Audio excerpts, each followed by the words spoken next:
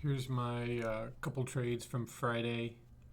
Didn't get to do my review on Friday. Uh, I had some things to do right after the market close, so I figured I'd go over it right now before I go over my weekly review.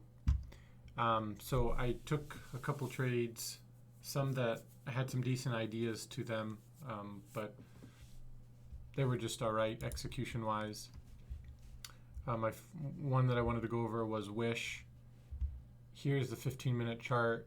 You could see about a week ago it had a really big breakout day, and then a nice second day kind of reverse pullback day from R3 all the way down to S4. And then since then it's really been compressing, and the pivots have been getting tighter and tighter and tighter. Tyler called this one out as a potential compression breakout. And if you see on the 60-minute, the nice thing about this one is that it did find a bottom right here about a week ago, and it was making higher lows. So it is making a legit compression up, which looks nice. For me, the tricky thing is these bigger time frame compressions are always hard to read when they're actually happening, because you really have to read the volume, and you have to kind of read it right. Like if this is really a big breakout day, I would assume that when this does really break out, it's really going to break out and get up here multiple dollars up, so that this compression really comes into effect. Otherwise, for me, what happened was I thought I read a breakout happening, which it might have been a mini one, but it wasn't like the bigger picture breakout where price gets above this $12, $12.50, and goes up. And so, but I still like the setup and the idea, and I think it gives opportunities. So what I did was I'll show you what I was seeing on the 1 minute. Here's what the 1 minute looked like at the open. Okay, it had some movement, and then look at what happens after 10:30 a.m. Look at the volume difference here. So you got this going on, and then this amount of volume starts happening right here as it moves up, right? So to me, that's like I like these breakout momentum plays. So I was sort of thinking that bigger picture compression breakout was happening.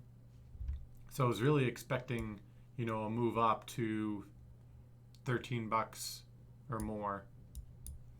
But I didn't really get this until right around here. I didn't really see it until around here, so then I tried to get in, and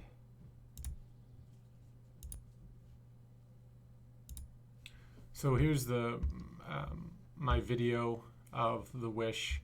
I didn't get good chart images of it, but you can see that I saw it after 10:45, saw all this volume coming in, got in again, and I saw a bunch of asks at 12, 12:20 and above. But there definitely was bids below it as well. So it was definitely a battle.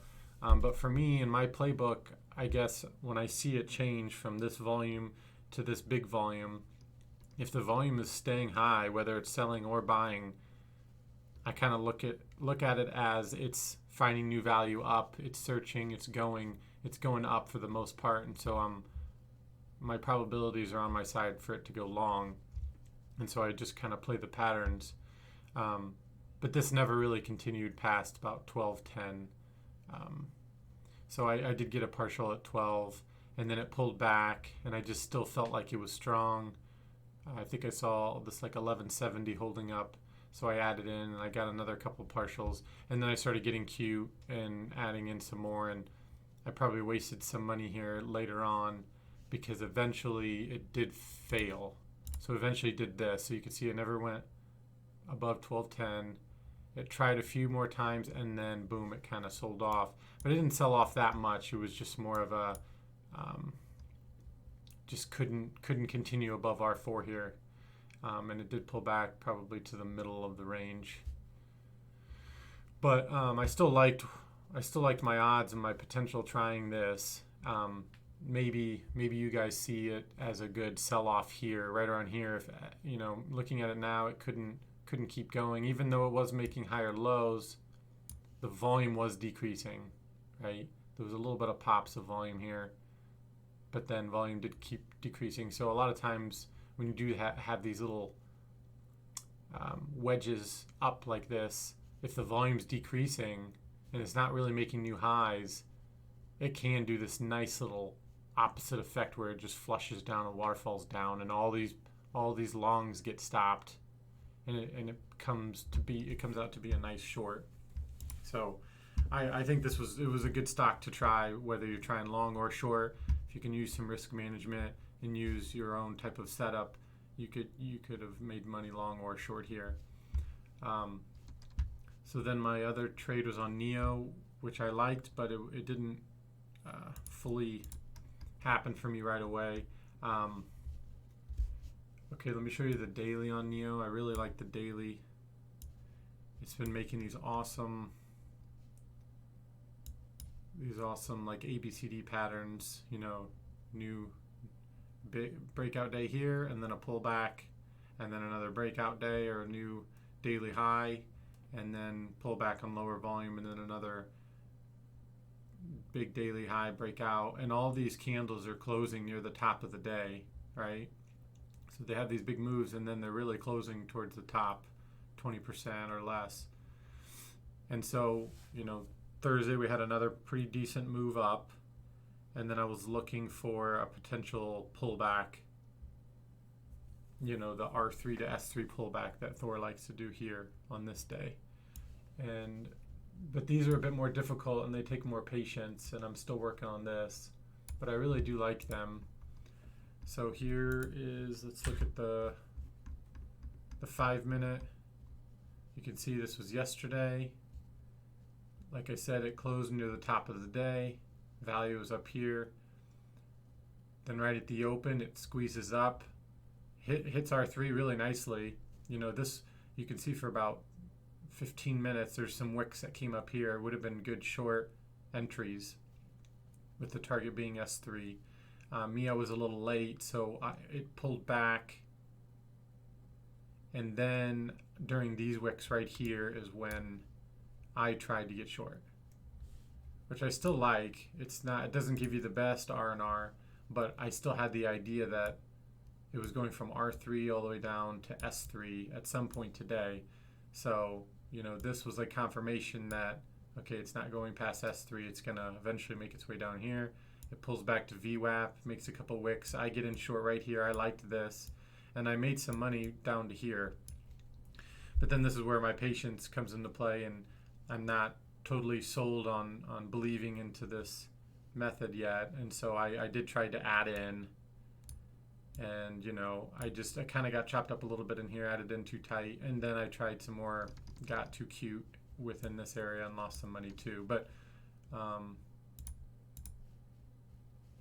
you can see that it did end up getting down to, there was a big bid at 46.60, which when I initially got in short here and I partialed down here, my majority of my order was to get out at 46.60, which was in line with S3, and that was going to be like the move. That was going to be the main target, the main just setup and strategy was to get from R3 to S3, and a big bid lined up with S3, so that was confirmation that I was going to use that as my target. You can see it just pulled back quite a bit, and my entry probably would have gotten stopped out.